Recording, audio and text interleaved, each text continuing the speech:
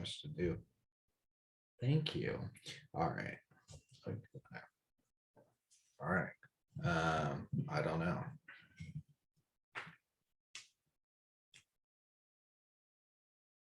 Okay.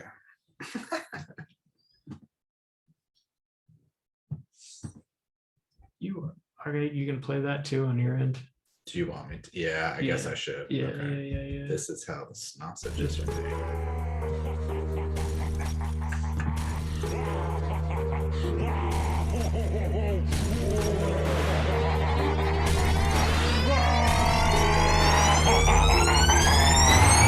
Yeah, we straight chillin', serial killin', pre-cold villains on the mic, got you reelin'.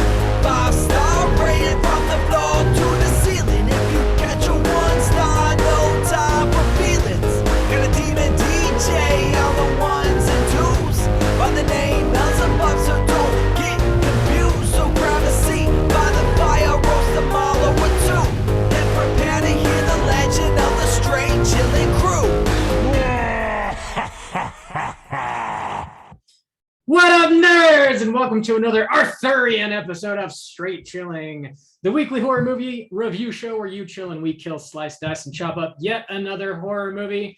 My name is Bob. I'll be your host for this evening. This is episode number 330, recorded on Wednesday, August 4th, 2021. Tonight, we're going to be talking about the latest and greatest from A24, that is The Green Knight. Before we get into the discussion, let me introduce everyone else on the show.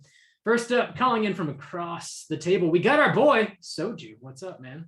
Hello, Governor. It's your boy, Sir Soju. That's a really obnoxious accent. Please continue it for the rest of the episode, though.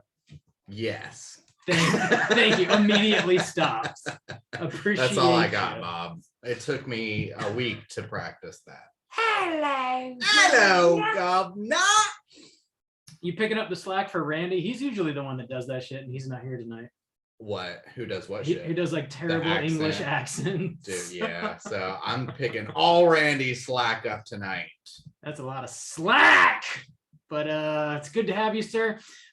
We have a brand new guest, first time appearing live and in person, that is. He's called in, left some voicemails before that have been highly entertaining. Please welcome to the first time, Matt. What's up, Matt? Howdy, space vampires and werewolf There it is. stepsisters. Matt, tell us what you would fuck, please.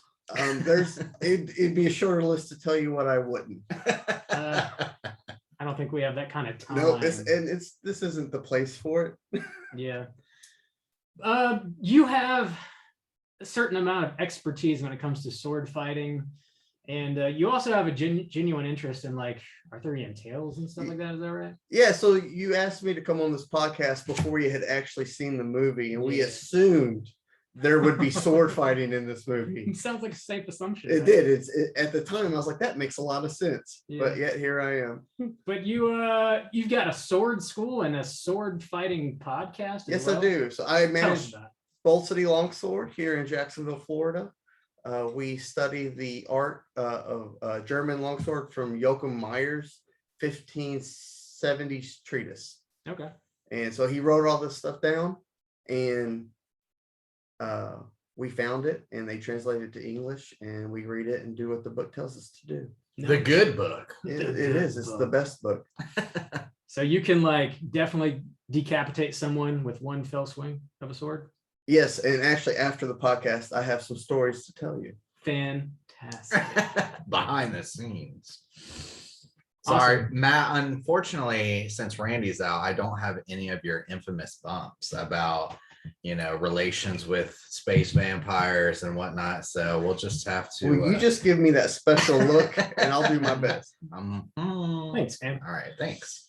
Very good to have you on the show. Before we tackle The Green Knight, let's get into some housekeeping real quick. Last time we recorded, the August poll pick was about to close. Oh yeah, Bob. I don't even know what happened in that. That was some big drama. Yeah, it is officially over, and that was Randy's takeover month. The theme for August was weirdo art house bullshit. Yeah. Barbarian Sound Studio was winning, but somehow or another, Twin Peaks Fire Walk with Me came from the back It and won. did. Oh, wow. Randy's going to be so pleased. Yes, so we're going to be talking about that in the next few weeks here. Okay.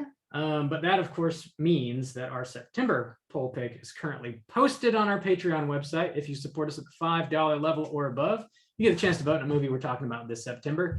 The theme for September is Halloween parties.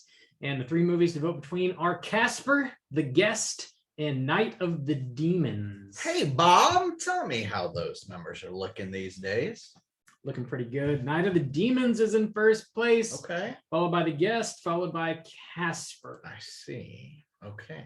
the friendly ghost. Yeah, the friendliest ghost. I think there needed to be some clarification on which cat. I didn't know there was a Hannah Montana cat or so. Somebody was posting on the Slack today what Casper Yeah. that was. That's like the 90s version Casper. Well, there's like a one called like Casper and Wendy, I think. So we're talking about Casper Sasper. from 96, I think. Is it came from out. 96? Something like that with like the 3 uncles and who 1995. Casper. Okay, close enough. Yeah, it's got Devin Sawa in it. The Bill Pullman, Christina Ricci Casper. That's the Casper. The good one Yeah. with the baller Halloween party at the end. Yeah, that's the one that we're so far definitely not going to talk about. All right, that's fair enough. Make sure you get your votes in before the end of August, and we'll see what we're talking about this September.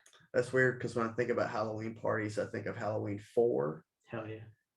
When all the murders happen in the barn for some Yeah. reason. Yeah. All the kids think it'd be like a great idea to go out and have a little roll in the hay, and of course, murder. Murder. That was 5, Or wasn't it? was it 5? In the barn? Yeah, that is 5. 5. They- We Or- just covered it last year is the only reason it's kind of yeah, on my brain. that was like the one decent part of 5, I think. Like was the Yeah, Halloween I party. don't know. Anyway, we already covered that. No need to get into it again. In other Patreon news, we dropped a brand new mini cast this past week. If you support us at the $10 level or above, you get the opportunity to listen to a whole bunch of Patreon exclusive content. Juice and I did a review on M. Night Shyamalan's latest film, Old. And if you want to know our thoughts, you just got to check it out on I Patreon. think you want to know our I thoughts. think you want to know our thoughts. I think so. There's many of them. Yeah. So yeah, check that out. And we also owe a huge debt, a great bit of gratitude to not one, but 2 brand new Patreon supporters this week. Big thanks to Jack and Javier L for signing up, showing us some love on Patreon. That's Javier, that name is too cool for me to say. Fuck. But as is tradition around these parts, we owe y'all the straight chilling salute. This one goes out to Jack and Javier. all right. Here we go. Ready? 1. Slap me in the ass. No. Nope. And number 2. Yeah. Oh, Yeah. God, slap me in the ass. Gotta get the oh god in there. Oh God. Oh god. I think That- that's my favorite one. That one's for Javier. Javier. Oh Oh god. God. Slap me in the eye. Thank you for the support. Yes, we definitely appreciate the love. That's all we got going on for Patreon. Juice, do you have any YouTube news or anything? Yeah, I finally it's a little bit on the older side at this point, but it hasn't appeared on YouTube yet. It was on Twitch for a little while, but me and Bob playing Zombies Ain't My Neighbors is now finally available on YouTube. So we played through I think the first 20 levels. So a lot of great horror stuff going on there. Neither of us had played it growing up, so we are pretty terrible, which brings on some pretty solid laughs. So yeah, if you're interested in some horror gaming or just watch me and Bob look like fools, you can check that out at youtube.com/straight Chilling podcast. Other than that, though, my house is clean. We good? Bob, let's get physical media. You got anything new to announce? Yeah. I do actually, real quick. Let's Get Physical Media episode number 22 is now available everywhere you get your podcasts. If you have an interest in collecting Blu-rays, 4Ks, DVDs, a lot of them, most of them from boutique Blu-ray distributors. My boy Mikey and I talk about that on Let's Get Physical Media. We cover our June pickups in the 22nd episode, so slam that into your ear holes. And now I believe our houses are collectively squeaky motherfucking clean. All right. This house is clean. All right. Bob, what are we talking about tonight? Talking about The Green Knight from 2021. We're kicking it off with the back of the box. What's on the back of the box?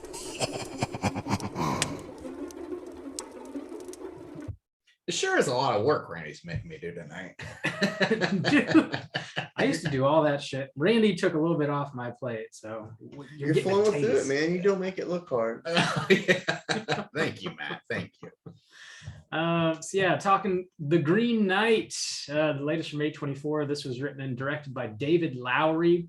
Stars Dev Patel, Alicia Vikander, Joel Edgerton, some other folks. Runtime of 2 hours, 10 minutes. The shortest plot synopsis is provided by IMDb, and this is it. A fantasy retelling of the medieval story of Sir Gawain and the Green Knight. Okay. That is factually what it is. Yeah. Okay. That's fine. Thanks. Yeah. IMDb. Gentlemen, this is a brand new film, so I'm sure it was the first time watch for all of us. But would you recommend people check this movie out? Matt, you're the guest, man. Why don't you kick us off? I'm gonna be honest. I'm pretty lukewarm on it. Okay. I just reread the book before going in the movie, and I think it hurt my experience pretty bad. But the overall, I liked it, but not much rewatchability. Okay. So it's a lukewarm for me. So would you consider yourself a fan of the original story, the Yes, poem? yeah. Okay. And I'm a fan of this movie. I just don't think it's gonna be for everybody. I got you. Okay. Like I wouldn't take my mom to see this movie. Gotcha. I don't know that I would either. Juice, what about you? Yeah, that is actually like my number one rule just across the board after I think like Harry Potter 6 came out in theaters and I was like, fuck this, because I had just read the book, is never read the book right before a movie because the book is always better, or the stories. But I did my research after I'd seen this movie. I went into it pretty blind. I am a big fan of A24, and I was really looking forward to this. So I did a top 5 most anticipated films video, and this was number 1 on my list for this year. And I was really looking forward to this. I like A24. I like fantastical, like subject matter and stuff like that. Didn't really know anything about the story going in. I would say my recommendation for this movie in the theaters would be that it looks fantastic. And so if you're looking for something that just looks very cinematically beautiful, then you should go see this in the theaters because it looks amazing. I agree with Matt. This is definitely not going to be for everybody. It is like a slow burn. It's kind of hard to pigeonhole into any kind of genre even. It's very much in the vein of like A24 though. So if you love A24 just in general, get out and see this movie. But yeah, I could see where a lot of people would just kind of be maybe disappointed on this viewing. But I thought it was beautiful and a great spectacle. So I would recommend on that basis. Bob, what do you think? Would you recommend people check this out in the theater? You know, I just don't think I would. Okay. It's visually beautiful. It really is. Like most A24 movies are. It's got I feel like most people are familiar with like that vibe. They've got sort of a tone that a lot of their movies hit. Not all of them, but a lot of them. They're usually very well crafted, a little bit of a slower moving film. But it's largely, man, I wanted a lot more from this movie. I think we should probably also clarify that like this is not a horror movie in any way, really. It's an adventure movie. It's like a quest. So Maybe a if coming of age. story for Yeah. sure. I was just left wanting more, and I ultimately don't think the juice is worth the squeeze. The visuals are beautiful, and of course, like filmmaking is a visual medium, etc. So there's something to be appreciated about it. I'm not saying it's a terrible movie, but I don't necessarily think I'd recommend someone run out to the theater to watch it. Mediocre recommend from the three of us, I think. But let's go ahead and drop that spoiler warning, and we're going to get into the rest of the movie. Here we go.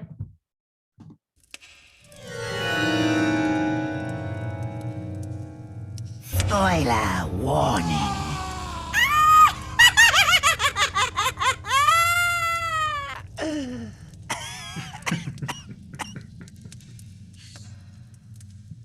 Look at Juice working over there. Juice is pressing buttons like it's his fucking job. Ooh, I need to find out what program Randy uses to make it easier. I'm just using the generic sound player on my laptop. I do have a plot synopsis typed up. Thank God. I'm curious to see what this sounds like coming from the mouth of Blurb over I'm gonna here. try and read quickly. It's a little long, but not crazy. Not so Okay. long. All right. So the movie opens with our main character, Gowan. Am I saying that right? Gowan? They said it multiple different ways in the They movie. did. Okay. Making sure Yeah. I'm not crazy. Hmm. Okay. I'm going to say Gowan. Our main character, Gowan, who is King Arthur's nephew. He's drinking a bunch and whoring around.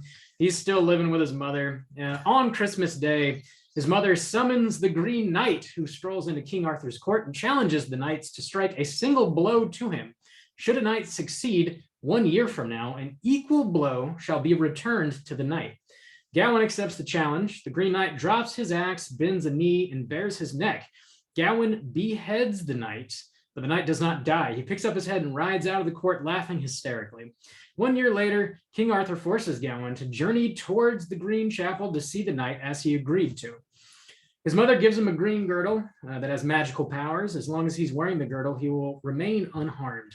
Gowan then encounters several strangers on his journey. He gets robbed and left for dead. He meets a ghost and helps her retrieve her severed head. He meets a fox that joins him on his journey, in which they come across several giants. They then come to a castle and they meet a lord, his lady, and an older blindfolded woman.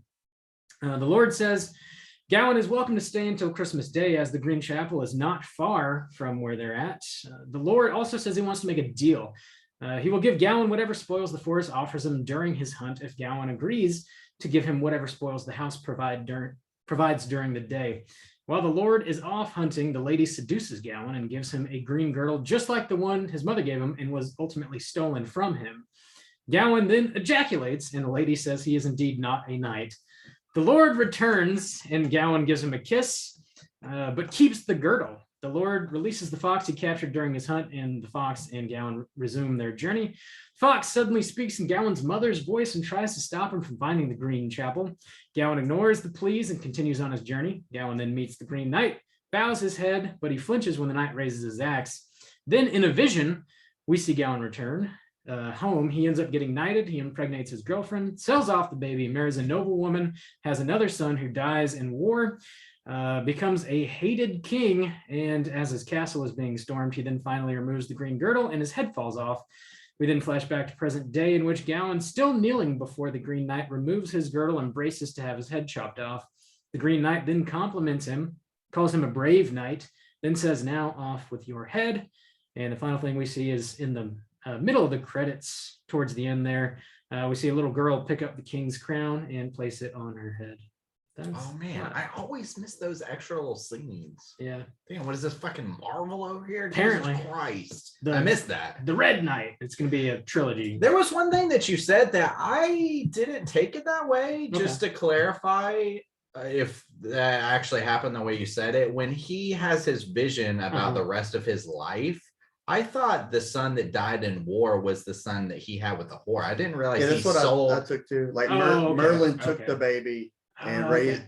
they raised the baby in the court while they left the whore in the I must have Bible. misread Yeah, that. Okay. because then later, once the son has died, they have an exchange. The mother, who's a whore, Mm, and mm. the king, like they have an exchange, and I thought it was because of that. Like, Yeah, he's- her son just died out on the battlefield. yeah. Okay. Thank you for clarifying. So he Gotcha. actually did love that son Gotcha. Okay. and mourned his death. Right. Yeah. He was very troubled for Yeah, sure. okay. Okay.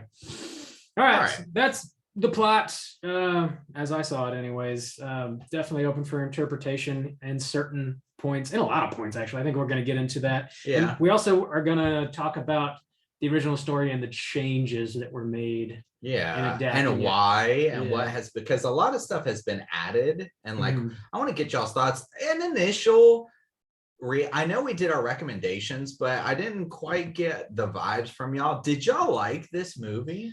I did. I liked it the same way I liked The Lighthouse. Okay. It was an experience. Mhm. I don't know if I can emotionally rewatch this movie soon. Mhm. I didn't feel like I was actually on an adventure, and I didn't feel like I was actually being scared. Mhm. But it was an experience that I Yeah. enjoyed. I just don't know if I want to do it again. Okay. Yeah. Yeah, I feel somewhat similar. I think I just like wanted to connect with Gowan's character and ultimately could not do it. And so like I just felt very detached from the That's movie. a very bold choice to make a entire movie about a Yeah. shitbag that no Yeah. one's gonna like. True. Man, Yeah. I want to get into the discussion then, because I really like this movie. Mhm. And when I left the theater, I could not wait to talk about it. Luckily, I saw it with Drew and Aaron, and like they started pointing out things that I didn't quite get on my initial viewing, but I knew that there was like something there. And as we were discussing, I couldn't stay long, and I felt so disappointed Mhm. because I wanted to talk more and more about these things that I had just seen and really chew on them and understand them. And I still am kind of in that mode. And there's these like decisions about what they showed on screen and like why they did. But also too, I just like had to get into it. So like I was listening to like the original story, and there's the thing is there's this, the original writer is anonymous, and it's this Arthurian tale, but then Tolkien, am I saying that right? Yeah, he did like he translated it or made it like more accessible. So the original poem is like written in a mathematical formula. Like the Mhm. very first paragraph talks about Troy, and then the very last paragraph talks about Troy. Okay. And the second paragraph talks about the lineage of King Arthur in the penultimate paragraph. And in the very middle of the poem, the exact middle, that paragraph's only one word. And That's like pretty cool. there's all this mathematical stuff that goes Okay. into it, which is why the poem's a masterpiece. But when you translate it, all that goes away because now it's in a different language. Stuff isn't rhyming anymore. Yeah. So there's multiple translations of people trying to give you the same experience, even though it's kind of impossible. There's a free version on Audible right now that I Okay. think is actually a better translation than Tolkien's version. Okay.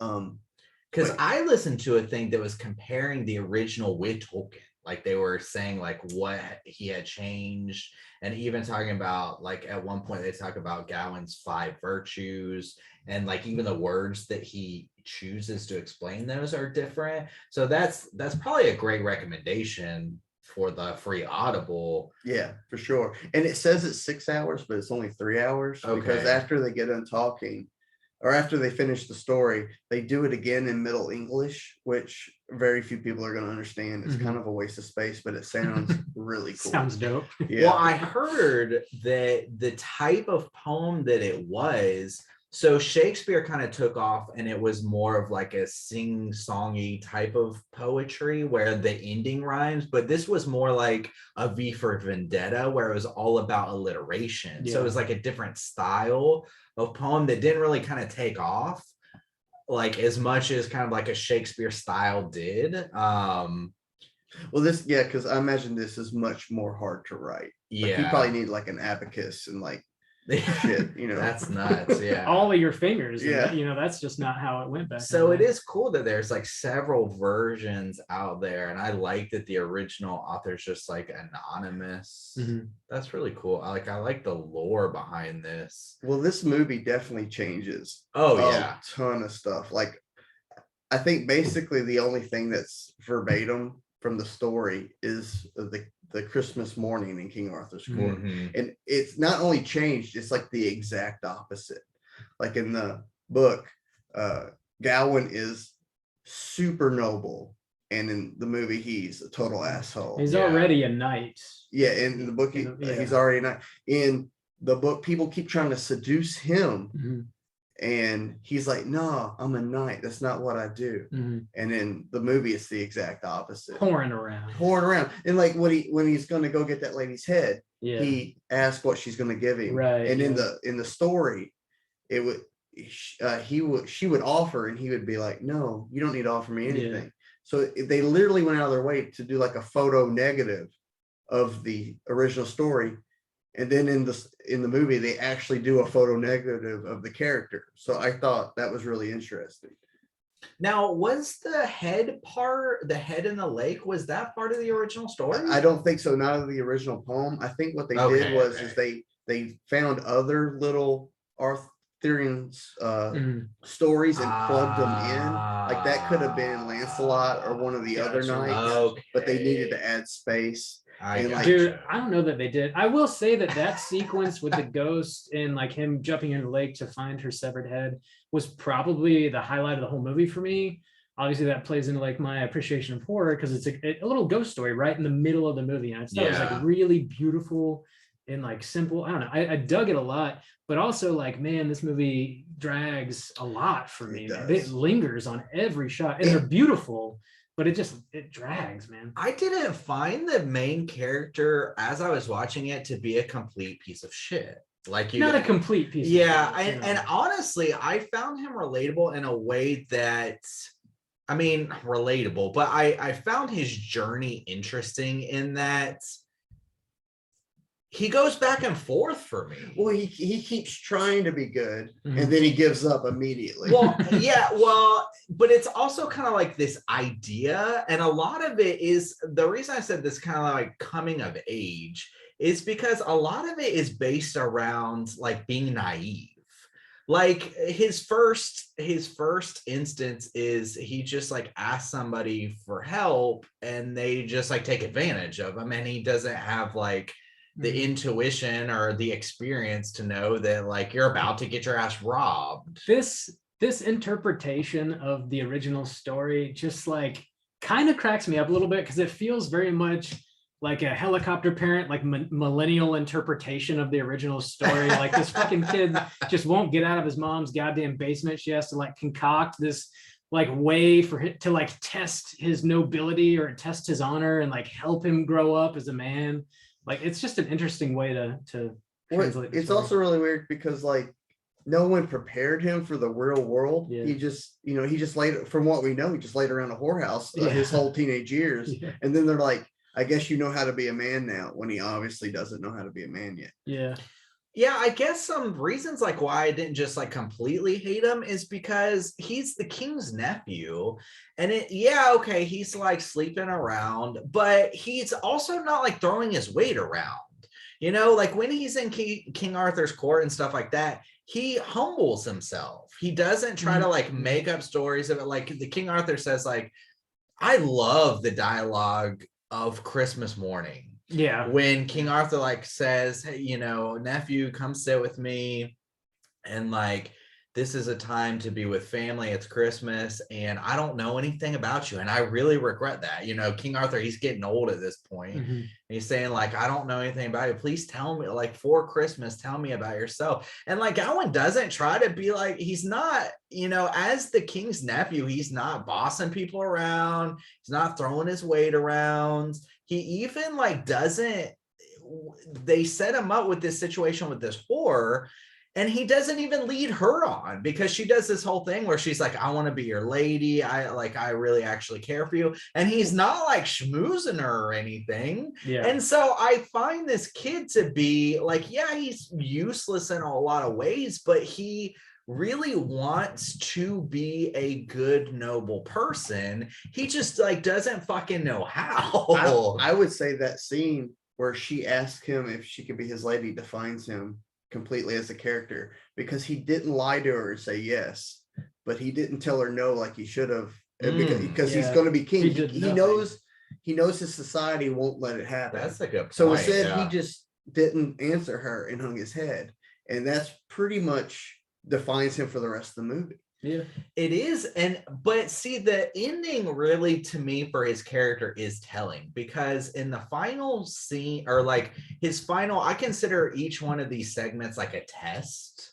Yeah, And it's very much the trials of Hercules through the Arthurian legends. Yeah, and in his final one, the thing is that I found curious, and actually Aaron kind of pointed this out when we were finished with it, is the guy that he's staying with.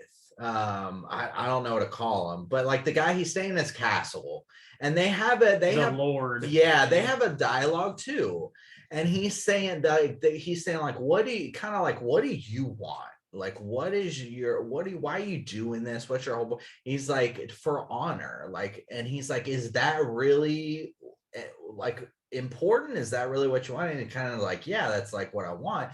And then he goes through this whole, like, what is your life going to be? I'm going to be this. I'm going to be king. I'm going to marry this hot ass bitch. I'm going to have kids. Like, I'm going to do these things. But in the ultimate end, he starts a war and ruins his kingdom, and he dies in essentially like dishonorable death, like with his wife and kids like locked up in the thing. And his ultimate choice is to not live that life, is to not live a dishonorable life, is to go ahead and die now in a moment of technical honor, because he has lived up to his obligation. He didn't even, like, the fox tempts him like, hey, you don't have to go, I'm not going to tell anybody, like, nothing's going to happen. And he's like, no, I'm going to do it. And so I guess that's why I don't hate him and think he's like a piece of shit.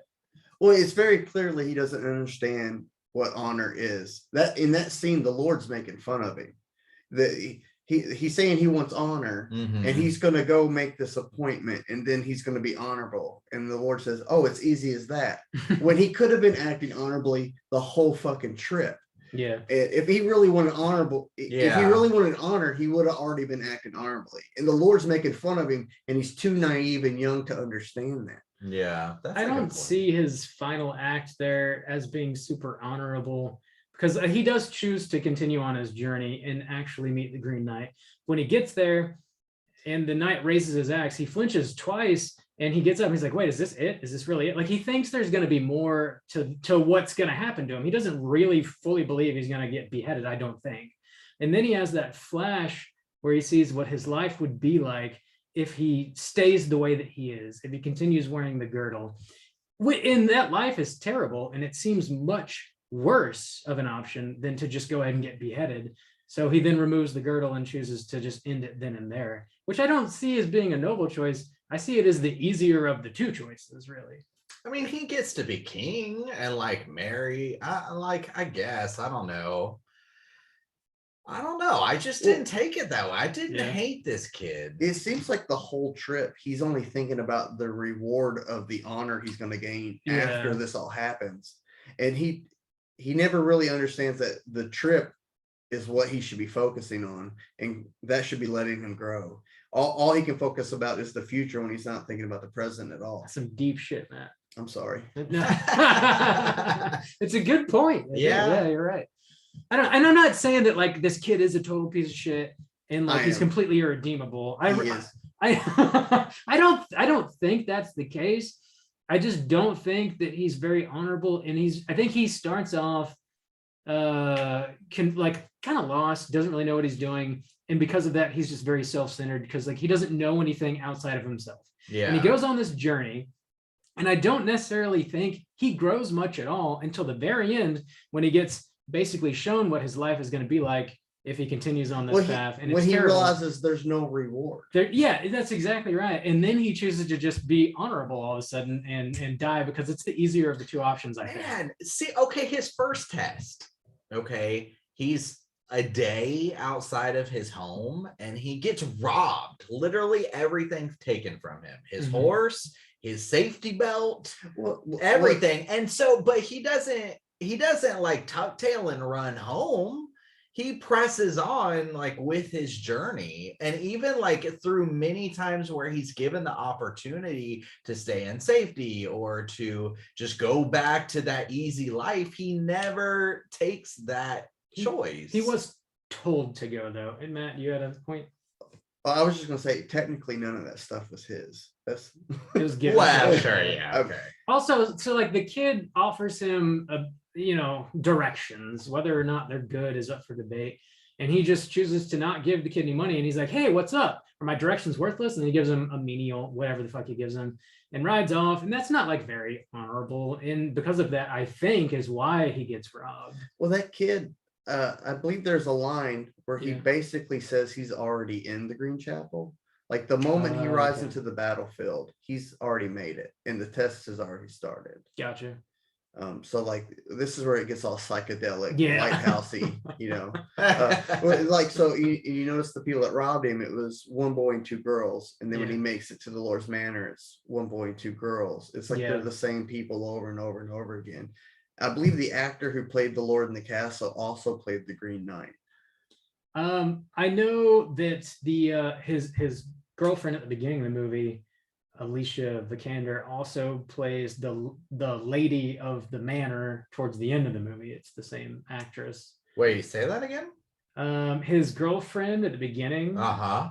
is played by the same actress that plays the lady of the manor towards the end of the movie. Mhm. Really? Yeah, I did not pick up on that. yeah. Same, Yeah, same so they lady. just cleaned her and put a different I wig on her. think Drew said that, and me and Aaron were both like, nah.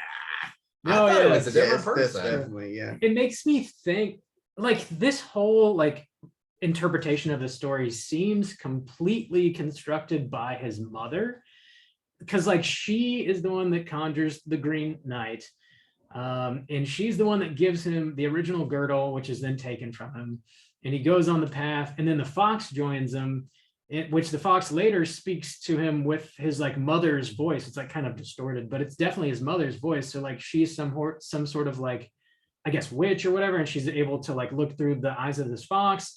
And then there's this other woman that looks exactly like a girl that he is dating back home, who then gives him another girdle that's identical to the one that he's lost that his mother made. So like, is his mother just like truly behind this whole fucking journey that he's I on right was now? confused by that. It is confusing, yeah.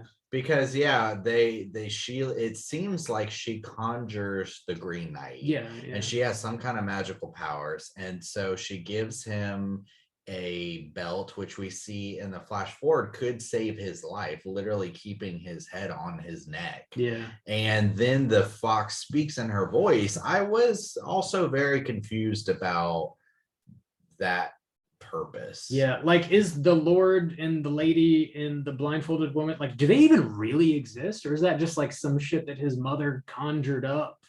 Because like one of them looks just like his girlfriend, and like there's a blind lady, like is that just his mother somehow? Like, I think for the Ugh. purpose of this movie, yes. yeah, And just then for this on- movie. Yeah. On top of that, he also ate mushrooms. He So did, yeah. He did. I was thinking And then about that sees too. giants. Yeah. We gotta see giants, was dog. that giant that turned around and looked at him also the actress that played his girlfriend? That is a That's great a question. great question. I don't have Because that she- answer. It looked very close, but Mhm. I'm not for sure. That is a great question. I'm gonna pretend it was. I looked at the cast on IMDb just to confirm, and it only had those two characters listed. It didn't say like giant or anything. But yeah, that was what I wanted to ask you, because when I initially got out, like my first thought, I was like, what was this movie? Like what was the purpose between each one of these segments? And it came down to like the whole, like each one was a test. And when he's suiting up, like when he's ready to go out, there's this whole like flash sequence where Arthur is talking about the five. And like one of the things that's in the original is like the 5 virtues of Gawain or whatever. And so I think these are how they're listed is friendship, generosity, chastity, courtesy, and piety. And I was wondering like if each one was a test of a virtue or supposed to represent a test of a virtue. But I was trying to think about like the whole giant one, and see, it was another reason why I totally didn't hate this kid is because I saw it as like a sign of some sort of like bravery, like him even accepting this challenge and going out with the idea that he could die and be beheaded, especially after he gets robbed and everything, and then meets a ghost. Then he goes and like sees a bunch of giants, and he's not like, I'm out of here. He like speaks to them. He calls out to them. He asks for a lift because he's fucking lazy and probably high on mushrooms. Man, I just did not see it that way. I was like, man, if I saw a bunch of giants walking around, I wouldn't be like, hey. I wouldn't I'd be like, oh, shit. I think the main reason cave. he's not turning around Mhm. is because he's not a knight, and he doesn't want to be the only guy in the room that's not a knight. Yeah, but he could go back and lie about anything. I wouldn't He like could King say- Arthur about anything. He could say anything. I mean, And I even guess, the fox yeah. gives him that chance, like that temptation. Yeah, that's true. I don't know, man. I still think that he was assuming there would be something more to this whole quote game at the end, and then he finds out that there isn't. Hmm. I think that's the main reason he continues on his journey, honestly. But it's open for Yeah. interpretation. Well, yeah, like there's some big secret yeah. that's going to be revealed about Right. being honorable when it's not a secret. You Yeah. just do it. That's what happens on a big journey, right? If you're a knight on a big journey, there's some big reveal at the end, some big payoff, right? But no, Mhm. that's like what a kid would think. Yeah, I get, except even the whole idea of like, okay, it's this house of like knights, and they're all sitting around and they're all joshing and whatnot. And like the king is literally his whole thing is like, tell me about, like, that's his like television. Tell me a story, all you knights that are surrounding me, full of bravery and full of virtue and all of these things. Tell me a tale of yourself. And you have to think that whole hall is just full of bullshit. Guys just one-upping each other. That's kind of how I see it in a way. And so even at a point where like, well, I saw a fucking ghost, and I fucking saw some giant yabos, and like I was hanging out with this fox that was talking to me, and I got robbed. I mean, that alone in itself is like, I could take that back to the hall, as things that I've experienced or seen. I don't know. I didn't hate this kid like you guys did. I still don't. I don't hate the character. I just don't think there's enough there to really root for him. And I also, and this is more a problem with the writing, the screenwriting, than it is like with this character in this movie's actions. It's just, there's just not enough growth on his journey to make the journey worth watching, to me anyways. Yeah. Yeah, like they waited way too long. Yeah, it's just not like he doesn't really seem to grow at all, really. I thought he did. I tell you, I was cheering for his girlfriend the whole time. Yeah. And I really wanted to work out for her. Yeah. And Mm. so like the writers kind of gave you some people to root for. I just don't know why it wasn't the main character. Strange choices to make. Maybe the director like did see him as growing on his journey. It just like that was not really like advertised in his decisions. I saw that as growth. Like, I don't know, the idea to accept death as opposed to living such a shitty life where you bring so much shit on other people. And it wasn't, I mean, like, I don't know. I thought that was the growth. I didn't see it as this easy way out, this cop out. I saw it as an acceptance of, this is who I am, and it's like negatively affecting other people, and I'm not going to live that life. It was growth, but it was growth after we witnessed him being a shitbag for 2 hours. I didn't see it that way. See, even with the head, all the things that y'all talk about. Okay, so so y'all point out the negative of he didn't offer that kid any money, or when he finally was prompted, didn't give it to him. But like the first thing that he says is like, you have that kid was a shyster, like from the very beginning. And I saw it as an audience member, like this is like a shakedown artist. And so I don't see that as being a negative on Gowan's end, because I'm like, I've experienced people like that. Like, fuck those people. Why would you help that person? The second one, he experiences a ghost and he does the task for her. Like, yeah, he asked for something, but he does do the task. The third one I saw is Bravery, where he faces the giants. That's kind of how I saw it. I saw him facing the Green Knight, where he's tempted by the fox to turn around and just like, you know, like tell the story. I won't tell anybody. I saw that as another sense of like bravery. And really the part where I thought he failed was the chastity, which is with the wife, but he was like being tempted the whole time, like past the point of like, you can have it, like tell me you want it. I don't know. It's like, damn, this guy was kind of set up. That scene's actually way cooler in the book. Yeah, so that is the only one story, not the robbing, not the giants, that the actual lady and guy lord that is the actual main story from the book. So so it takes place over 3 days in the book, and there's correlations between what the husband's doing out while he's hunting and what the wife's doing back at that house.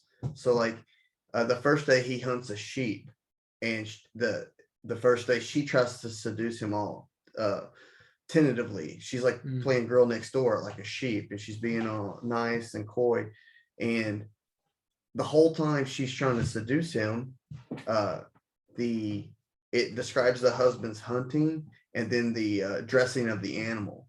And like, so it correlates dressing an animal with sex. And then the second day he hunts a boar, and that day she's very aggressive. She's like, you just better fucking fuck me right now. So she says something like, you could take me by force and it would be okay or whatever. And then the last day he hunts a fox, and that's the day she actually gets somewhat of a win, because she's being all coy and she tempts him with the belt. Yeah, because in the book he's so virtuous that the sex doesn't matter, but the thought of not dying, that actually wins him over. And then he just shoots a nice load all over that belt. It's like the topping from a toaster strudel all over his hand. But see, now that's the weird thing about the difference in the book, because the Green Knight in the book turns out to be the Lord of the Manor. And the whole thing is, he says like, I'm gonna spare your life because you didn't fail he was essentially testing him with his wife. He told his wife, go tempt him with sex, and it wasn't the sex that won him over, it was his want to save his own life. Because the whole deal, which was the deal that they made in this movie, which didn't seem as impactful to me, like that was kind of weird, we could talk about that, but the whole deal that they make in both stories, the movie and the book, with the Lord said, like, whatever you find or whatever you gain here at my manor, you give to me and I'll give you anything I hunt. So he makes this other deal. He needs to stop fucking making deals because it's getting him in trouble. He makes it again though. And the whole thing in the book is you gain the belt, but you didn't give it to me. Yeah. It's only real sin in the book. Yeah, in the book. He's perfect the whole book until this one point. And like, that's the whole point of the original story, was no matter how good you are, you're not perfect.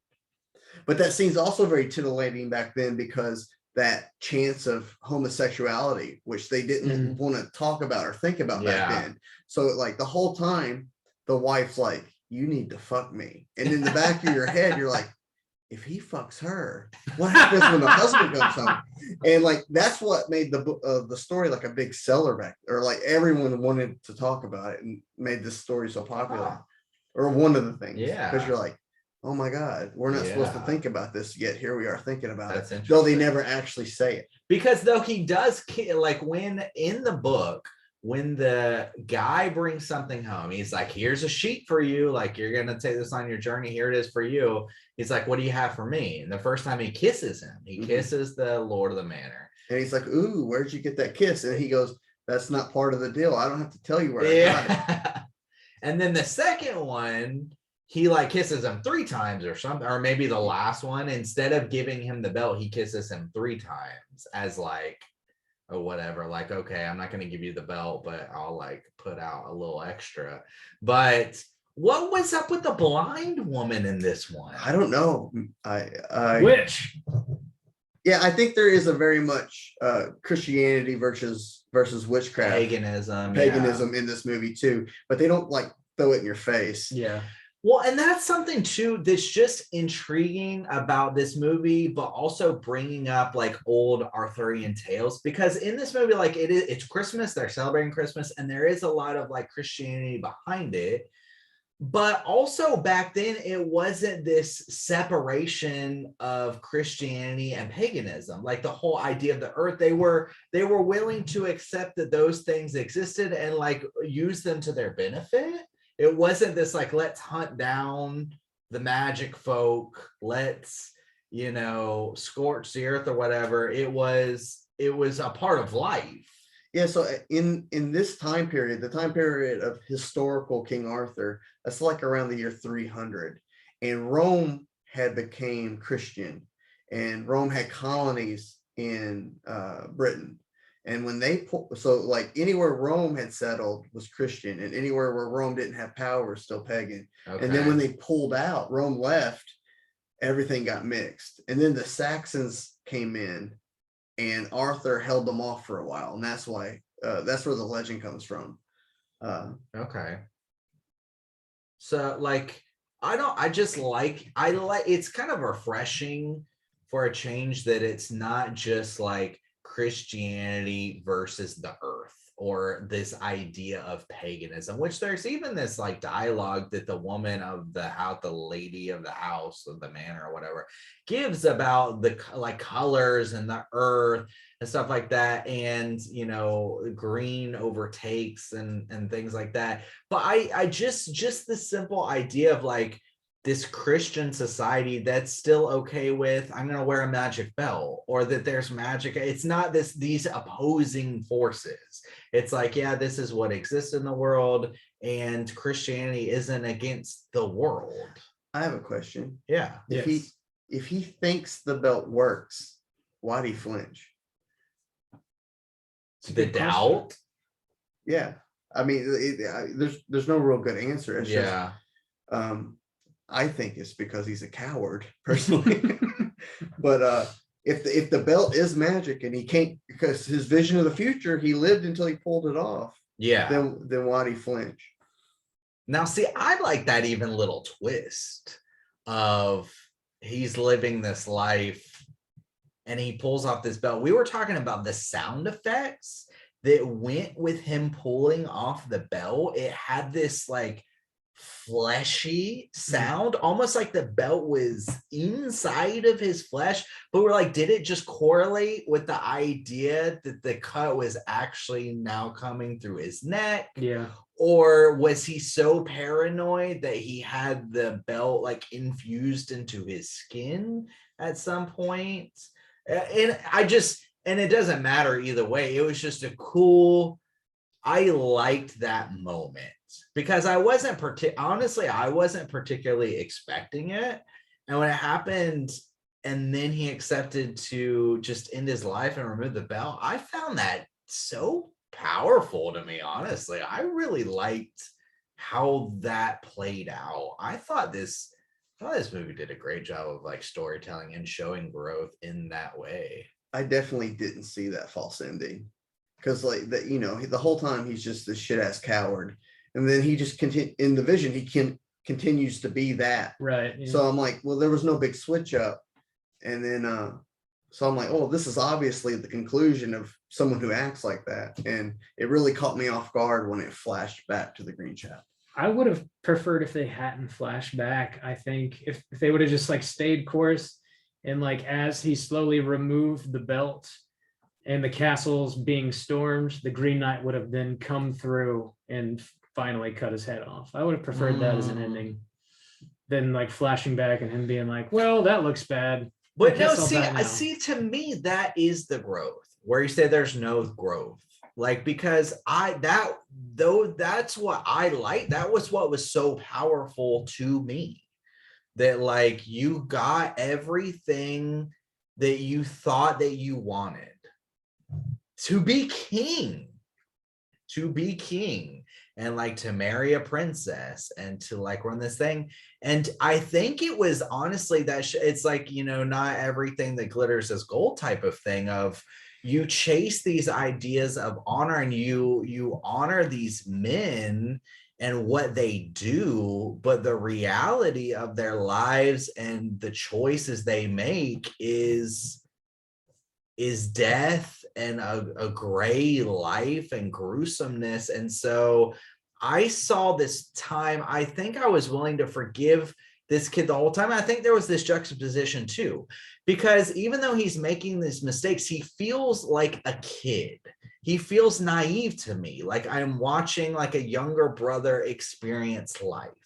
Where in the flash forward, where he's an adult, he's cold, he's stone, he's like grown, he's grown bitter, and he's grown into an adult, and he's lost that like starry-eyed looking at nights and like, oh, that's what it is. He knows the reality of life, and he chooses not to live that.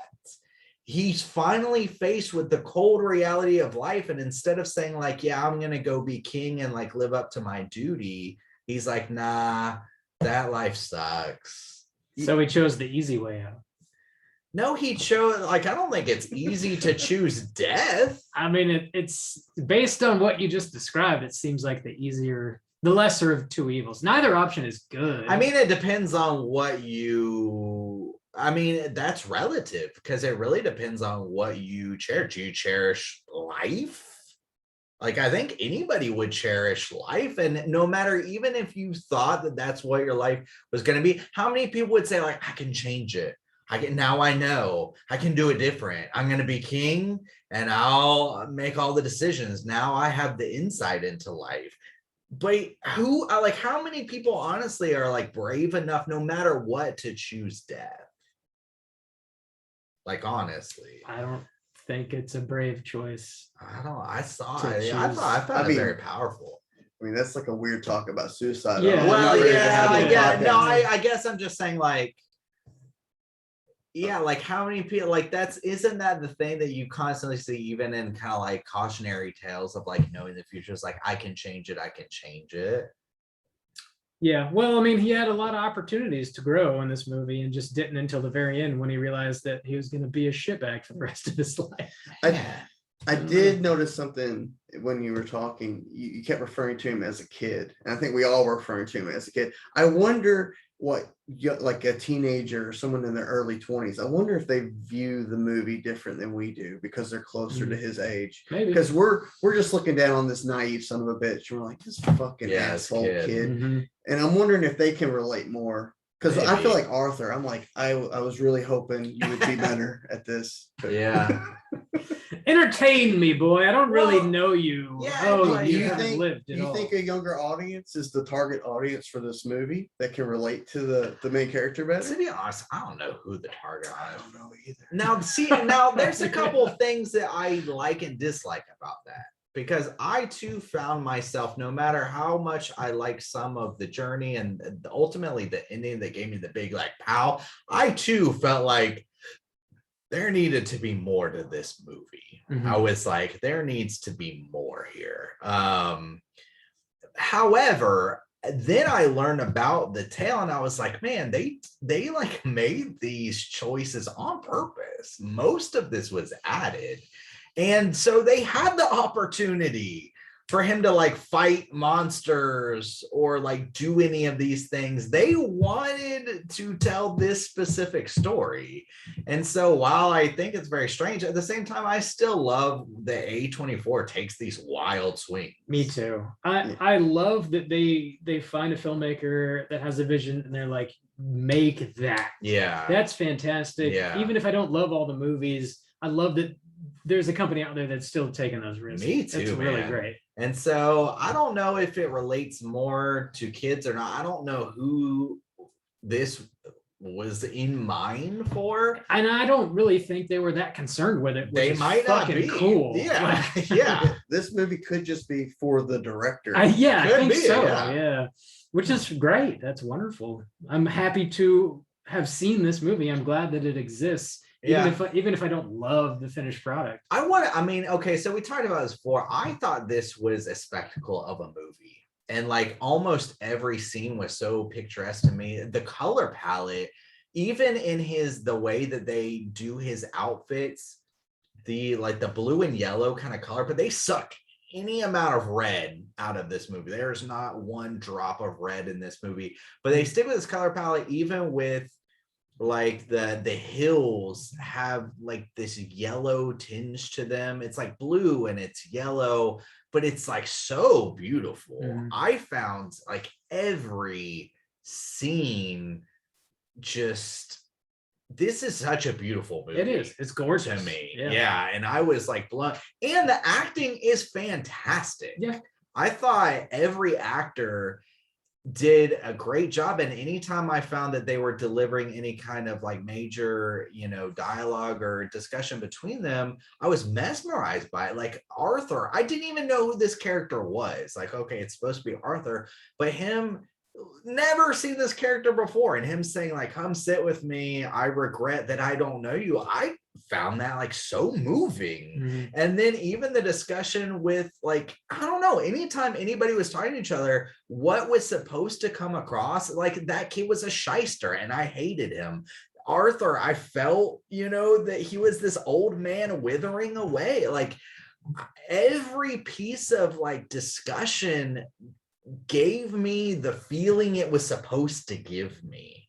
And I thought I was mesmerized by that, because I was like, yeah, I'm supposed to hate this fucking kid, and I do completely. I know he's a shyster. I'm supposed to feel sorry for this old man. I've never even seen him before. In like 3 lines of dialogue, I know where he's at.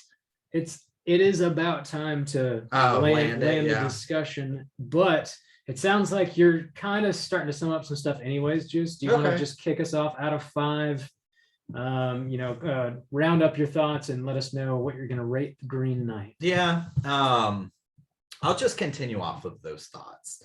The main positives that like really have me respecting this film and thinking about this film again is it's beautiful.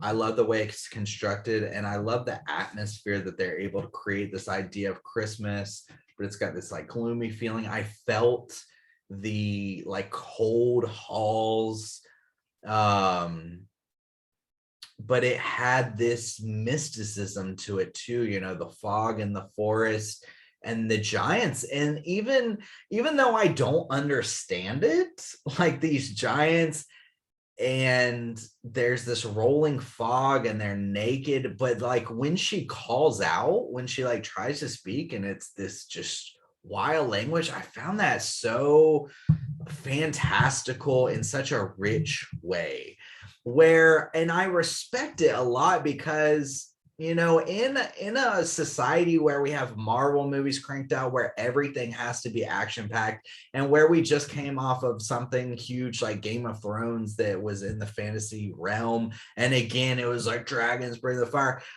I can't help but respect this movie that puts you in this fantastical realm where everything feels rich and true and looks beautiful, and the acting is like so spot on, amazing. And they create this Green Knight that in the book is essentially just like covered in green hair and shit, and make him look realistic in a fantastical sense, like grounded. I loved the journey that I took in this movie, and I love that it exists, and I love that like somebody just took, I don't even know, a big swing. I love that it just exists in its realm, and I respect it in almost every facet. Whether or not I can say, this character is a piece of shit or whatnot, I didn't find him that way. I found him a little more relatable and endearing in some ways, maybe because I saw him as a kid and I kind of wanted him to succeed, and I felt like he fell short, but I saw the growth in the end. I saw his growth. I love the little twist of his head coming off. I did not see that coming, and I liked it. I wish I kind of seen that mid-credit scene. I don't know. I liked this movie, and it's had me thinking about it and researching the original story, which is like rich to me. I don't know, but I will agree that it was lacking from a movie standpoint. I agree that I didn't fully understand it. Like there should have been a little more like meat to some of these tests, or at least like understanding where these tests are coming from, what they're supposed to test specifically, and how it relates to the character. I'm gonna give it a 3.5 plus a half star for the giant Yabos. You gotta stay consistent. For the giant Yabos, they still get a half star. I feel like you should give it a whole star for the giant. No, I'm giving it Yabos. only half star for the Yabos. So I'm gonna end the Green Knight at a 4-star. Matt, you're our guest today. Why don't you tell us, out of 5, how you feeling about the Green Knight? But I agree with a lot of what you said. I do. I think I see some more problems in it than you do, or at least you see the problems. They just bother me a little more than you. Okay. The pacing was Mm. at the end of the movie. I think my wife was about to kill herself. Like it really dragged on. Yeah. Especially with the false ending, because you think the movie's wrapping up, and then there's Uh-huh. like 2 more sex scenes. in the middle. You know. What is sexy? I love the cinematography of this Mhm. movie. I love that everything's blues and greens except for the when the 2 people get their head cut off. That's the Mhm. only red in the movie. Yeah. There's blood at the beginning and blood at the end, and that's the only red you see. I love the soundtrack to this movie and the sound effects. There's a fancy word for that. Randy would know it if he was here. Foley. Foley. There we go. Yeah. We don't need Randy. the Foley in this movie We is don't amazing. need And what you were saying about just I want more movies like this to exist. Yeah. I don't think that this movie has a lot of rewatchability though. Mm. I might pop this movie in every 4 or 5 years, but I'm not gonna watch it every Tuesday. That's definitely not gonna happen. No. I'm looking very forward to like the disc with the special features. Mhm. And I don't know if that's a plus for the movie, but I'm gonna count it as a plus for the movie. Yeah. So with the giant half star for Yabos. Okay. You Yeah, count it it's still, too, huh? it's still a half star. It's just a giant half Yeah, star. there Nice. you go. So that'll put me at a 2.75. Okay. Robert, Yes, sir. out of 5, Green Knight. Are you counting your half star for Yabos, Bob? I never do. That is Blasphemy. not my rule. It is only yours. And also apparently Matt's. Matt has adopted it. I am Man's- pro Yabos. Matt is a man with the code. I'm happy this movie exists for sure. It's a beautiful, beautiful film. I feel like the script needed like 2 or 3 more passes. It needed to be tightened. I feel like they really needed to like figure out what they were trying to convey with the character of Gowan, because it is very different than the original story. So like, okay, what are you really trying to show in this movie? Because it's his story, it really is. So like he's going on a journey. What specifically is he going to learn? How specifically is he going to change? And I just feel like by the end of this movie, he's barely changed any, if at all, really. And it ultimately is all, the journey is for naught. Like I don't really like see the point in it. And that makes the length of the movie and just the very slow, drawn out pacing, like even more not worth it. You know, it's just like, it's gorgeous for sure, but like that only gets you so far, in my opinion. I mean, you know, like I said, it's a visual medium, and they really do, like, you can tell the filmmaker is like a master of his craft. He knows what he's doing. I just don't know that he should be a screenwriter. Maybe give that job to somebody else. Ultimately, kind of lukewarm on this movie. Probably more positives than negatives though, so I'm gonna give it a 3. out of 5. No half star for the Abos. Damn. Just straight up 3 out of 5. And I do want to echo what Matt said. The score is fucking great in this movie. It's really, really solid. One thing that did bother me, we didn't mention this.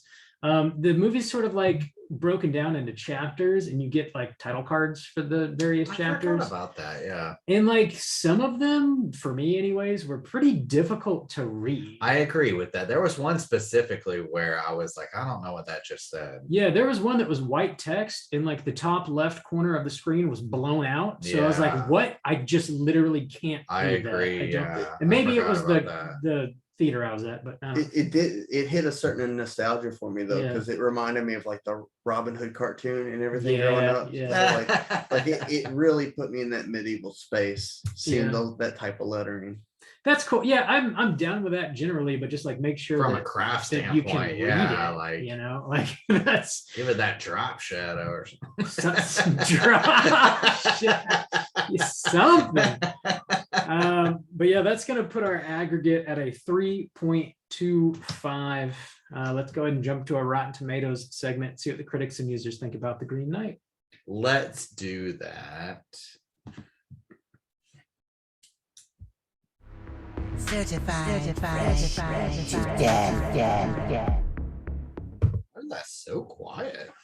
I heard it pretty fine. man. Oh, did Yeah, you? yeah, Okay, yeah. it could just be my headphones. So Randy's obviously out tonight, so I'm going to be picking up his slack and running this little game. If you are new to the podcast, what we do for our Rotten Tomatoes segment is we go around the table. I'm going to give these fellas a chance to guess what the critic score is for The Green Knight on Rotten Tomatoes, and then we're going to go around again and guess the user's score for The Green Knight.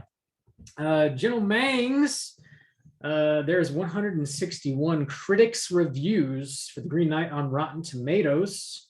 Out of 100, Matt, what do you think the critics rated this? Well, I think the critics really like A24. They're Mm. probably just tugging their belt all over this. So Yeah. I'm gonna say that I'm gonna come in at a 94. 'cause Woo! Nice. All right. Very high. Juice, what about you? I agree. I hope they're sniffing those farts over on the critic side. I think that's too high for this particular movie though, but I'm gonna play it safe and stay on the high end. So I'll just take like a 90. Well, we got a ring a ding ding. It is exactly a 90%. Whoa! Can I get a hell yeah? Hell You yeah. don't have to do that. Oh I yeah! wanted to. Don't let him pressure you, buddy. Dude, and a ring and ding! Whoa! Ring a ding Oh, ding. my lord! Thank you for being a honorable man there. You know what happens when you get a Man. ring a ding ding, Juice? I'm going to instate this rule right here, right now. You have to take a shot of Malort. Oh, is that That's what dude? We're gonna need a lot of Malort. The critics' consensus says The Green Knight honors and deconstructs its source material in equal measure, producing an absorbing adventure that casts a fantastical spell. Okay. I don't know about that. Gentlemen, we're going to go around and guess what the audience score is out of 100. Juice, why don't you kick us off? This has to be significantly lower. Like this has to be so much lower. I still want to hope on the general side of positiveness, but I know this is going to drop significantly.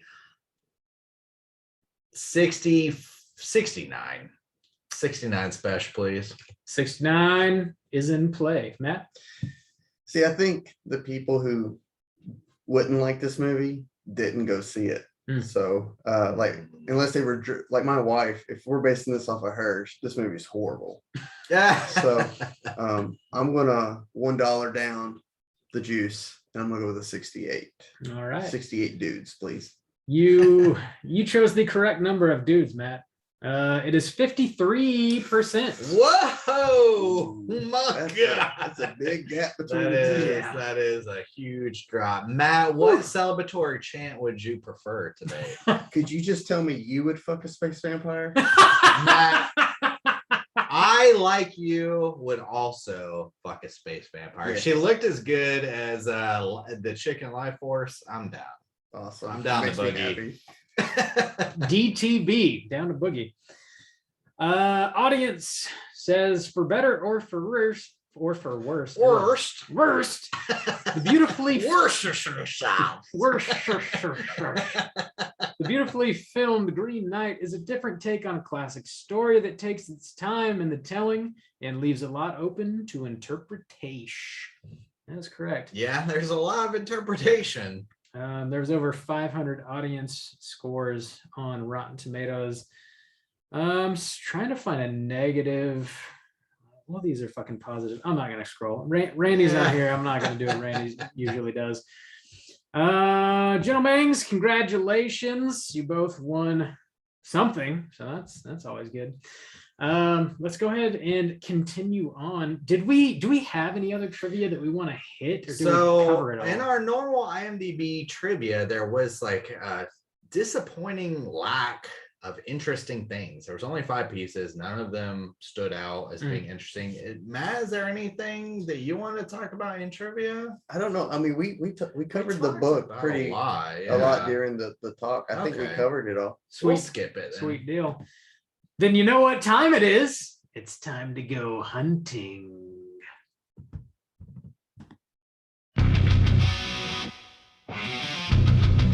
Straight chillin'. Gooder of the week.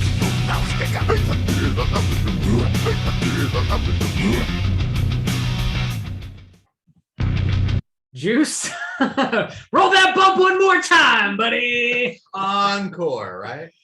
Juice, what is a cooter and why are we hunting them? Well, a cooter is a character type and a straight chillin' exclusive, Bob. Cooter must hit 3 of these 5 points to be considered a cooter. We want the cooter with the most points. Oh man, here we go. The 5 points are, now that I realize the segment's come up, I'm like, oh no.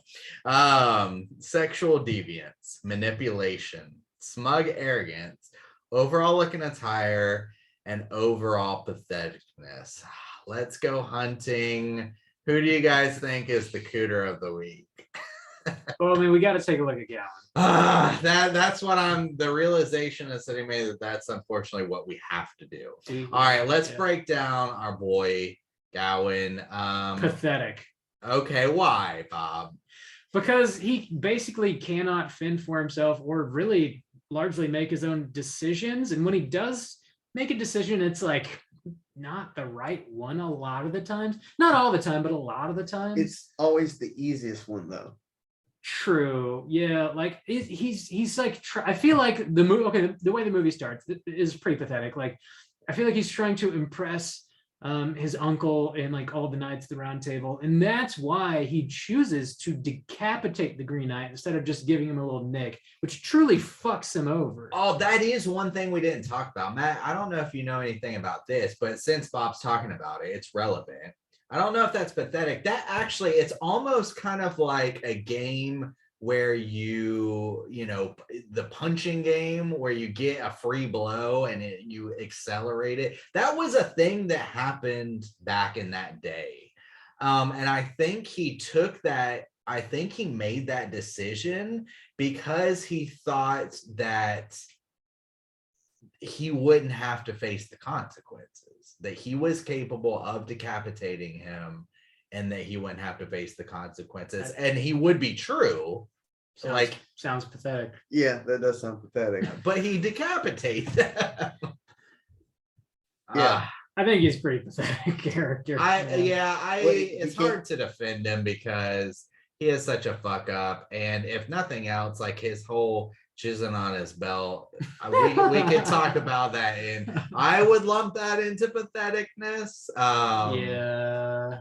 So yeah, that I can't defend him too much on that point. What about his attire? He I seems thought he was pretty classy. smooth. Yeah, he Dude, got that yellow cape. Yeah, that yellow, It's yellow and blue because he's a coward. Yeah, combo. Yeah. That's a good Yeah, one. I mean, he's dressed well for the day. So, Yeah. I think that's fine. He had that sweet ass shield with that painting on the inside. Yeah, he's looking smooth. Yeah, I don't think we can give him any points for. Not at any point in the movie did I think like, oh, he looks like the cooter. Yeah. Oh. He's not really sexually deviant. I mean, he does succumb to the lady towards the end of the movie, but like she's she's throwing it she's at laying him. it on thick. Yeah. So I mean, if anything, she's deviant. Yeah, she was actually who I was gonna I nominate. mean, but it takes two to tango, but like he's pretty reluctant the entire time, to be honest, Yeah. and he just really needs the belt. So it's not even really about sex. It's seemingly for him. Yeah. I don't know. Pathetic again, really, just at that scene.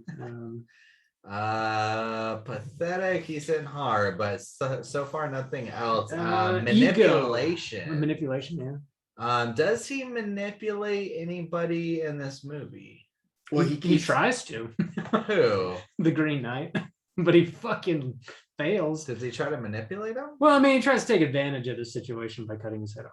Oh, yeah. he keeps dating his girlfriend, even though he knows they can't actually end up That together. could be a good true, call. yeah. That could be a good call. But see, he's not dating her though. He pays her. She is a whore, and he sleeps with her. And he like he even Well, makes that's a a- point you're that just- like he pays her gold every single time. You're just applying the pathetics. Well, that's to it fine. because- Yeah. Because they both obviously have feelings for each other. They know there's more than that, yet he keeps pretending it's just a John Hooker I relationship. don't know if he leads her on particularly. He Mm, pays her every time. I don't think That is her job. The fact that he stays around and talks to her after is him leading her on. Now, I would say that that's kind of a dick move. That's a dick move. Yeah. For somebody who like sleeps with you constantly that you pay, like even though he's paying her, for her to be like, no, like I want to be with you, then but also he thinks possibly he's heading off to his death. So what is there to be gained by that? Mm, Also pathetic. Well, I- he is pathetic. I don't think he's smug, really, at all. Yeah, there wasn't a moment, was there? Well, when the guy thought he was a knight and he didn't correct him, In which Mm. the Lord or whatever. the robber boy. Oh. 'Cause- Didn't he tell him he wasn't a knight? No, he No. did, because then once he gets robbed, he said, I told you I wasn't a knight. No, he says, I never said that. You You said did. that. Oh, okay. All right. But that might be manipulation instead. Mm. Could be. Could I think it's be. a little of both. I don't think he hits enough I don't on think any so, yeah. 3 points I don't to think be he's got considered enough. even a cooter light.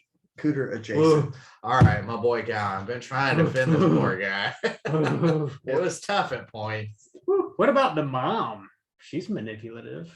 She is manipulated. And what we never even came to like why the fuck she's doing this. She's trying to get her kid out of her fucking basement. Does she control the Green Knight? I don't know that she controls him, but she definitely knows the game and summons him. She puts him in play. Yeah, but like why would she put her kid at risk like that? I don't know. I think she's just trying to force him to become an honorable man. Okay. But she also tries to protect him with the the girdle. green belt, yeah, that's true.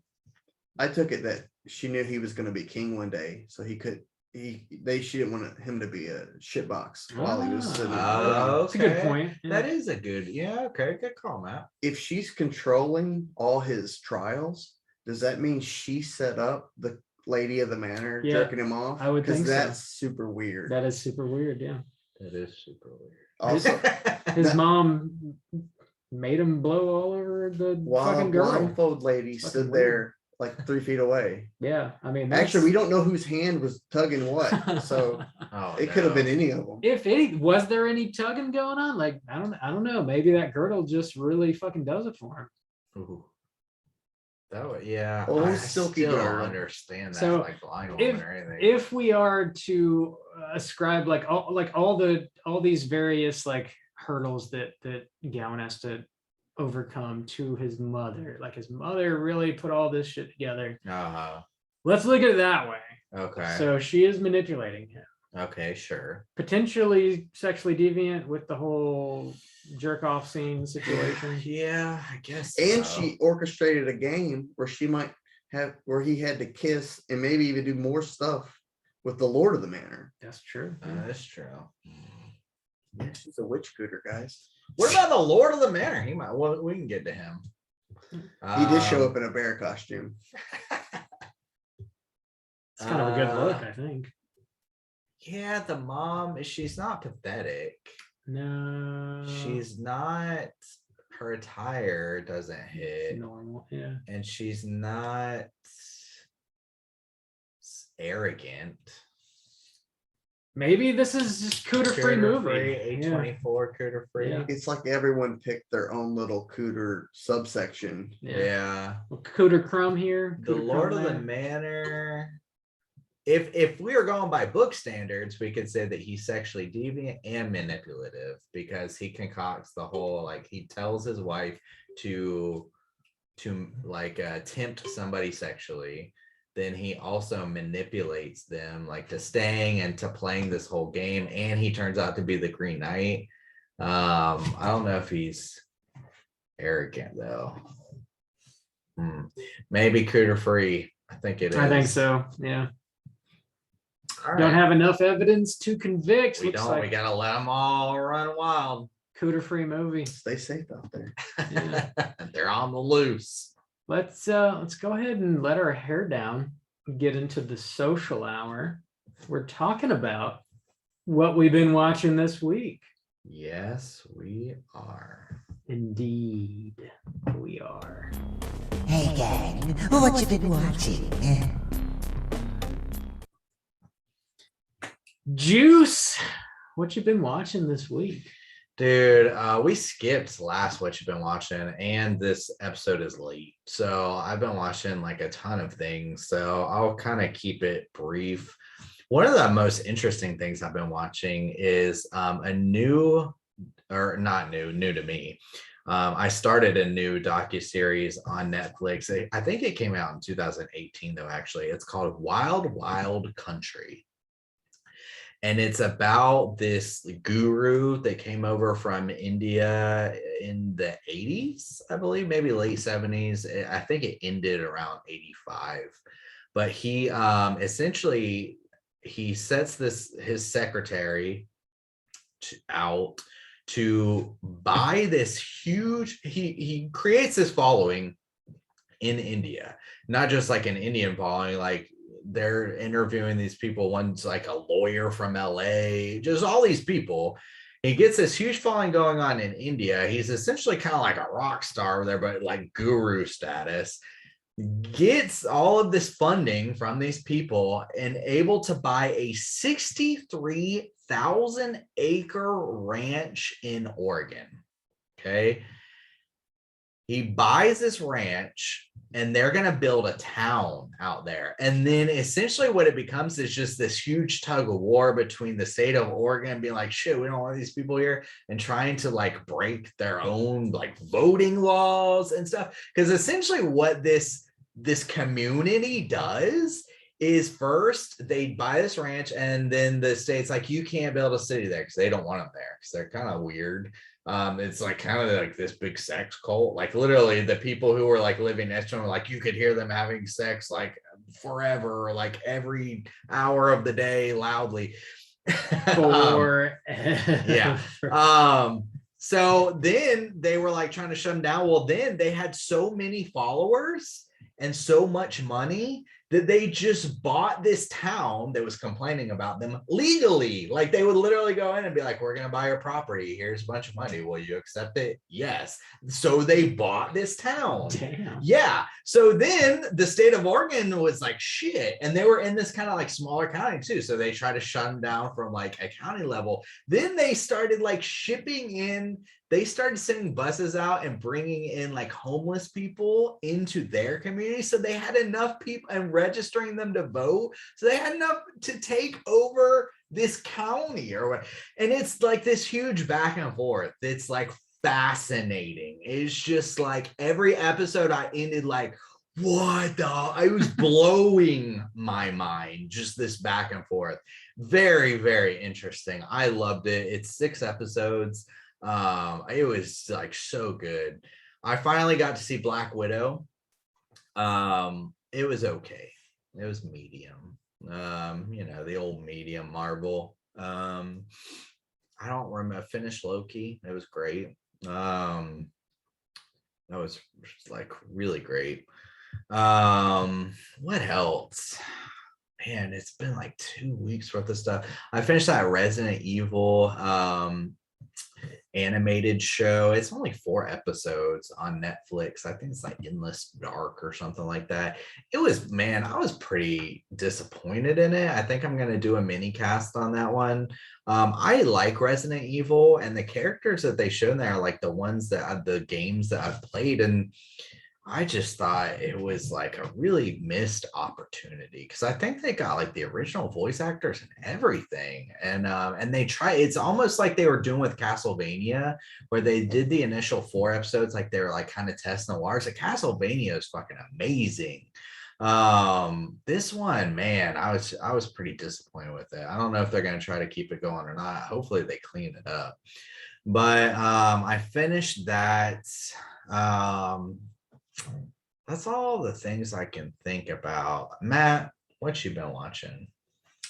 Well, my mom's in town and I watched Pleasantville with her last night. Okay. Nice. And that movie holds up great. But it Nice. was really weird to see the nostalgia from both our points of view. Yeah. Because that movie takes place in 98. I was in high school and the Okay. kids are in high school. So they're showing these 90 kids in their 90s clothes and it looks stupid now. But back then you're like, that was fucking awesome. And then they hop in the TV show and my mom remembers watching those shows when she was a kid.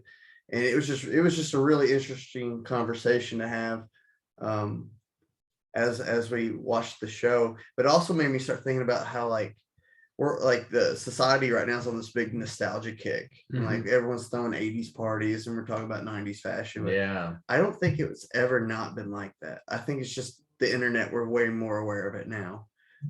Because I don't know. I'm a little older than you, Bob. I know I'm way older than Juice. He'll have you I know, believe I'm gonna be 23 this year. Whoa.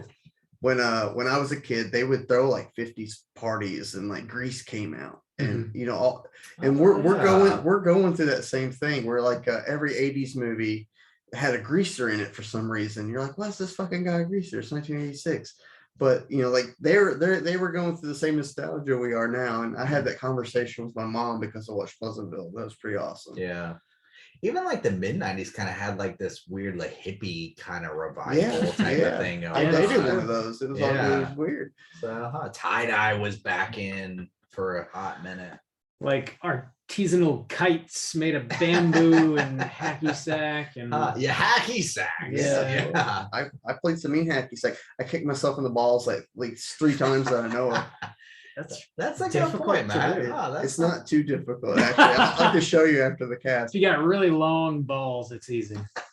Also, because I didn't plug it earlier, I've been editing my podcast all weekend. I recorded like 4 episodes this weekend. So Nice. my podcast is Swords and Stereo. It's historical European martial arts focused.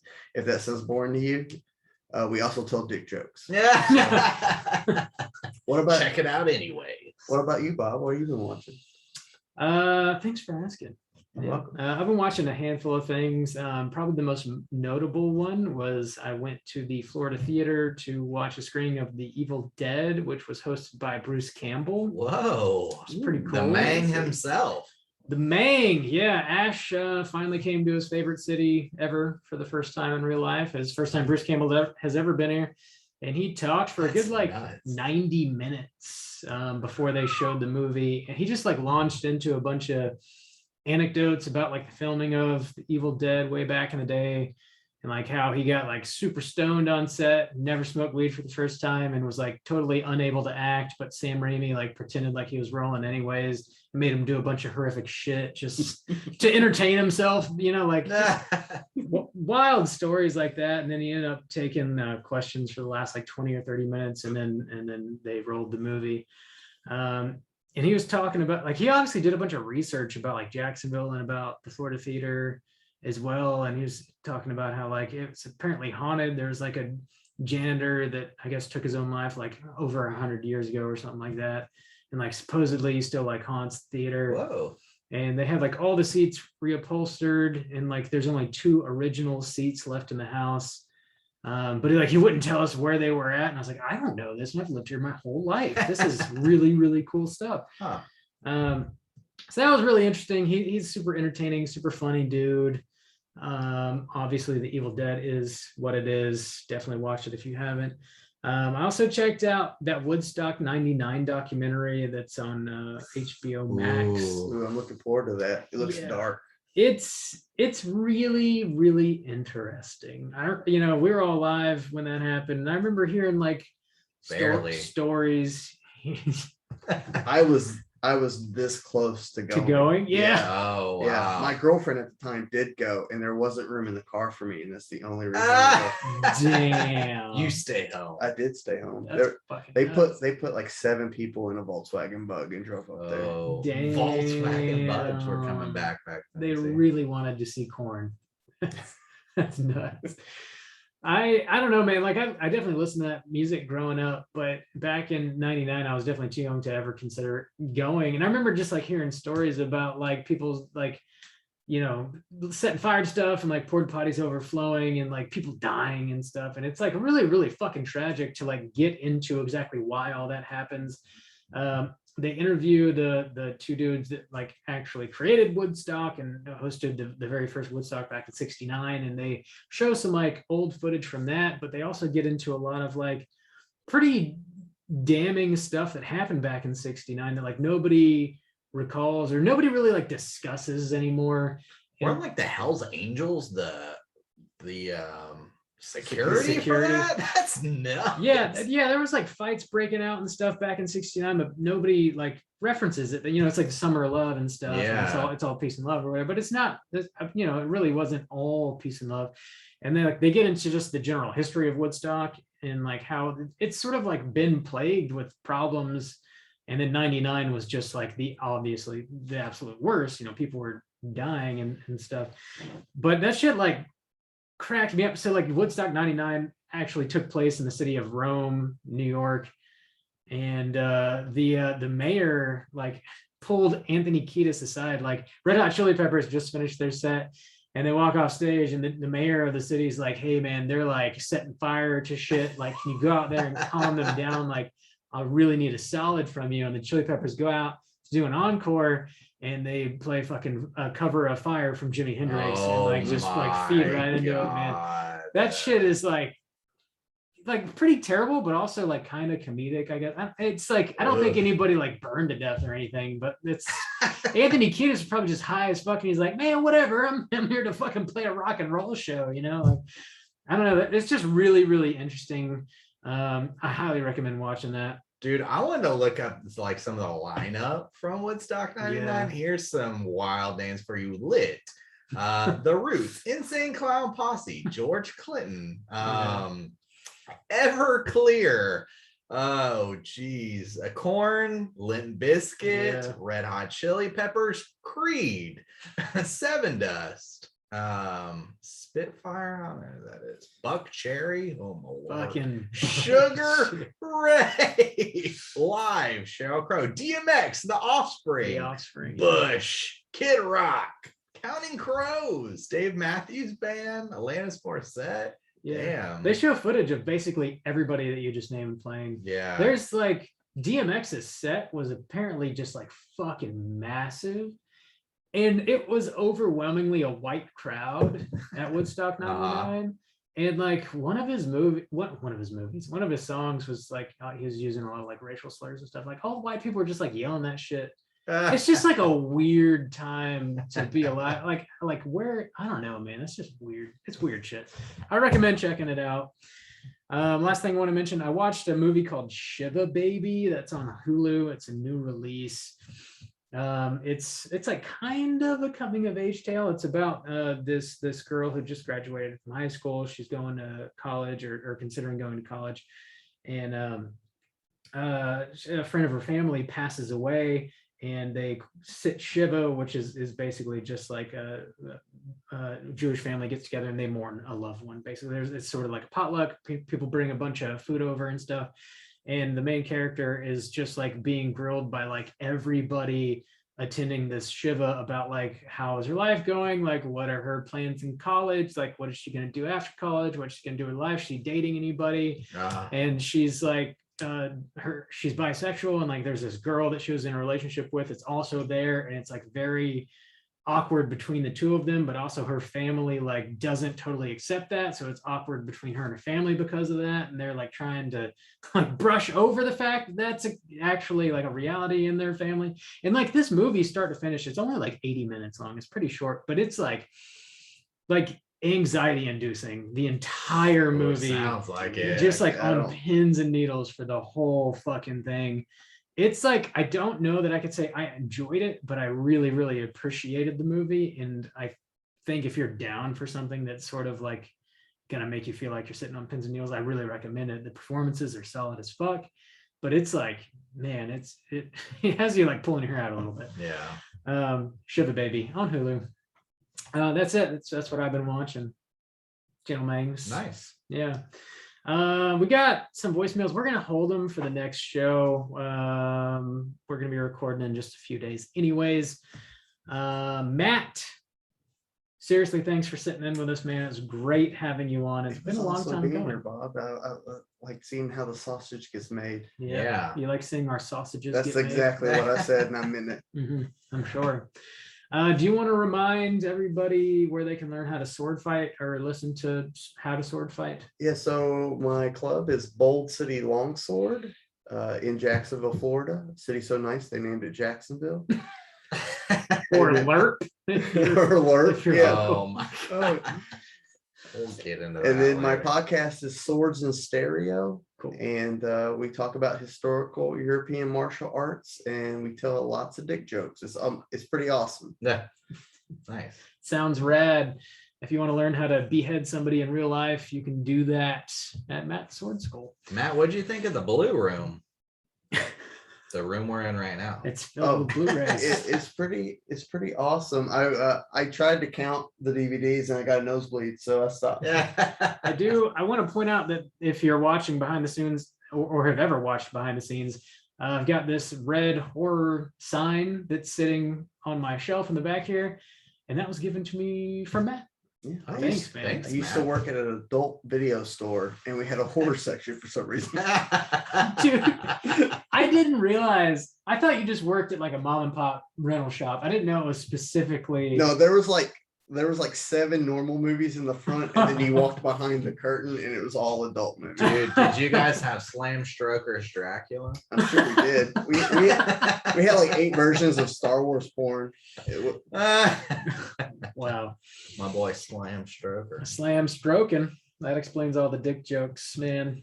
We're gonna be back next week with a brand new episode. As always, we're gonna be talking about yet another Patreon pick. This one is In Fabric from 2018. This one was chosen by Jackie B. So slam your eyeballs into In Fabric. Get ready for next week's show. Until then, please rate, review, and subscribe to us on iTunes.